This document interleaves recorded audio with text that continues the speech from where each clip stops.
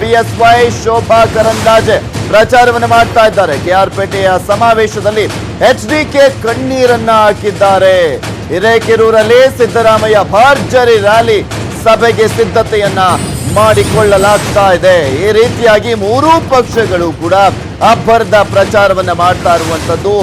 ಒಂದ್ ಕಡೆ ನಮ್ಮ ಪಕ್ಷದ ಅಭ್ಯರ್ಥಿ ಗೆಲ್ಲಬೇಕು ಅಂತ ಎಲ್ಲಾ ರೀತಿಯಾದಂತಹ ರಣತಂತ್ರ ನಿಮ್ಗೆಲ್ರಿಗೂ ಕೂಡ ಗೊತ್ತಿದೆ. ಯಡಿಯೂರಪ್ಪನವರು ಒಂದ್ ಕಡೆ ಅನರ್ಹ ಶಾಸಕರ ಪರವಾಗಿ ಭರ್ಜರಿ ಪ್ರಚಾರವನ್ನು ಮಾಡ್ತಾ ಇದ್ರೆ, ಇನ್ನೊಂದ್ ಕಡೆ ಕುಮಾರಸ್ವಾಮಿ ಅವರು ಕಣ್ಣೀರನ್ನ ಹಾಕಿ ಭಾವನಾತ್ಮಕವಾಗಿ ಮತಗಳನ್ನ ಸೆಳೆಯುವಂತ ನಿಟ್ಟಿನಲ್ಲಿ ಅಬ್ಬರಿಸ್ತಾ ಬೊಬ್ಬಿರಿತಾ ಇದ್ದಾರೆ. ಅಧಿಕಾರವೇ ಇದೆ ಅಂತ ಅನ್ಕೊಂಡು ನನಗೆ ಆಗ್ತಿಲ್ಲ. ನನ್ನ ಮನಸ್ಸಾಗಿರ್ತಕ್ಕಂಥ ನೋವಿದೆಯಲ್ಲ, ನಾನು ಏನ್ ತಪ್ಪು ಮಾಡಿದ್ದೇನೆ ನಾನು ಜನತೆ, ನನ್ನ ಮಂಡ್ಯ ಜಿಲ್ಲೆ ಜನನ ನನ್ನ ಕೈ ಬಿಟ್ರಿ ನೀವು. ನನ್ನ ಮಗನ ನಾನು ಚುನಾವಣೆ ನಿಲ್ಲಿಸ್ಬೇಕು ಅಂತ ಇದ್ದವನಲ್ಲ, ಹಾಗಾಗಿ ನಿಲ್ಲಿಸ್ಕೊಂಡ್ರಿ. ನನ್ನ ಮಗ ಸೋತಿದ್ದು ನನಗೆ ಚಿಂತೆ ಇಲ್ಲ. ನಾನು ನಂಬಿ ನಾನು ಪ್ರೀತಿಯಿಂದ ಈ ಜಿಲ್ಲೆಯನ್ನು ನಂಬಿಕೊಂಡಿದ್ದೆ. ಈ ಜಿಲ್ಲೆ ಜನ ನೀನು ಕೈ ಬಿಟ್ಟಾಗ ಮುಖ್ಯಮಂತ್ರಿ ಸ್ಥಾನ ನನಗೆ ಎಕ್ಕ ಸಿಕ್ಕದು. ನನಗೆ ನೀನು ಪ್ರೀತಿ ಬೇಕು, ನನಗಾಗುತ್ತಾ ಇದೆ. ನಾನು ಮಂಡ್ಯ ಜಿಲ್ಲೆಯಲ್ಲಿ ಸೋತು ದಿನದಿಂದ ರಾಜಕೀಯದಲ್ಲಿ ಇರಬೇಕಂತ ಯೋಚನೆ ಮಾಡಿರೋದು. ಬಡವರಿಗೋಸ್ಕರ ನೀವು ಉಳ್ಕೊಂಡಿದ್ದೀರ ರಾಜಕೀಯದಲ್ಲಿ. ರಾಜಕೀಯ ಬೇಕಿಲ್ಲ. ಇನ್ನ ಎರಡು ತನ್ನಕ್ಕೆ ಈ ರಾಜಕೀಯ ನನಗೆ ಯಾಕೆ ಬೇಕು, ಯಾರನ್ನು ನಂಬಿ ನಾನು ರಾಜಕೀಯ ಮಾಡಬೇಕು. ನನ್ನ ಜನ ನೀವು ಕೈ ಬಿಟ್ಟ ಮೇಲೆ ಯಾವ ಸ್ವಾಭಿಮಾನ ಕೇಳಿಸ್ತೀನಿ. ನನ್ನ ಬೆಲೆ ಏನಾಗಿದೆ ಅರ್ಥ ಮಾಡ್ಕೊಳ್ಳಿ. ಕಳೆದ ಒಂದು ವಾರದಿಂದ ಇಡೀ ರಾಜ್ಯ ಸುತ್ತಾ ಇದ್ದೇನೆ. 2 ಬಾರಿ ಶಸ್ತ್ರಚಿಕಿತ್ಸೆ ಒಳಗಾಗಿರೋದು ನಾನು ಮುಖ್ಯಮಂತ್ರಿ ಆಗಬೇಕು ಅಂತ ಬಯಸಿರಲಿಲ್ಲ. ಕಳೆದ 2008ರಲ್ಲಿ ಅವರು ಯಾವ ಪಕ್ಷಕ್ಕೂ ಬಹುಮತ ಬರಲಿಲ್ಲ. ಇದೇ ಕಾಂಗ್ರೆಸ್ ನೋಡ್ಕೊಂಡ್ರೆ ಅನುಭವ. ನೀವು ಬೆಂಬಲ ಕೊಡ್ತೀವಿ ಮುಖ್ಯಮಂತ್ರಿ ಆಗಪ್ಪ ಅಂದ್ರೆ ದೇವರು ಹೇಳಿದವರು ಆ ಕಾಂಗ್ರೆಸ್ನ ನಾಯಕರು. ನನ್ನ ಮಗಳಿಗೆ ಆರೋಗ್ಯ ಚೆನ್ನಾಗಿಲ್ಲ, ನೀವೇ ಯಾರಾದ್ರೂ ಮುಖ್ಯಮಂತ್ರಿ ಆಗರಪ್ಪ, ನಿಮಗೆ ಬೆಂಬಲ ಕೊಡ್ತೀವಿ ಅಂತ ಹೇಳಿದ್ರು. ಸೋನಿಯಾ ಗಾಂಧಿ, ರಾಹುಲ್ ಗಾಂಧಿ ನನಗೆ ಗಂಟು ಹಾಕಿದ್ರು. ನೋಡ್ತಾ ಇದ್ರೆ ಚುನಾವಣೆಗೆ ಇನ್ನ ಉಳಿದಿರುವಂತದ್ದು ಕೇವಲ ಕೆಲವು ದಿನಗಳು. ಈ ಸಂದರ್ಭದಲ್ಲಿ ಎಚ್ಡಿಕೆ ಕಣ್ಣೀರನ್ನ ಹಾಕಿದ್ದಾರೆ. ಎಚ್ಡಿಕೆ ಕಣ್ಣೀರನ್ನ ಗಮನಿಸ್ತಾ ಇದ್ದೀರಾ.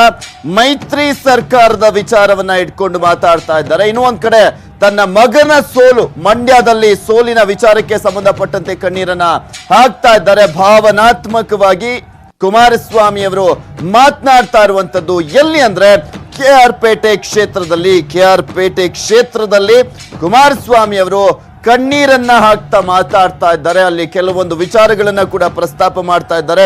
ಇದೇ ಸಂದರ್ಭದಲ್ಲಿ ಮೈತ್ರಿ ಸರ್ಕಾರ ಏರ್ಪಡುವಂತ ಸಂದರ್ಭದಲ್ಲಿ ಏನಾಯ್ತು, ಕಾಂಗ್ರೆಸ್ ನಾಯಕರ ಮುಂದೆ ಏನ್ ಹೇಳಲಾಯ್ತು, ದೇವೇಗೌಡರು ಏನ್ ಹೇಳಿದ್ರು, ಅದಾದ್ಮೇಲೆ ಏನೆಲ್ಲ ಬೆಳವಣಿಗೆಗಳು ಆದ್ವು, ಇದೆಲ್ಲವನ್ನೂ ಕೂಡ ಮಾತಾಡ್ತಾ ಇದ್ದಾರೆ ಕುಮಾರಸ್ವಾಮಿ ಅವರು.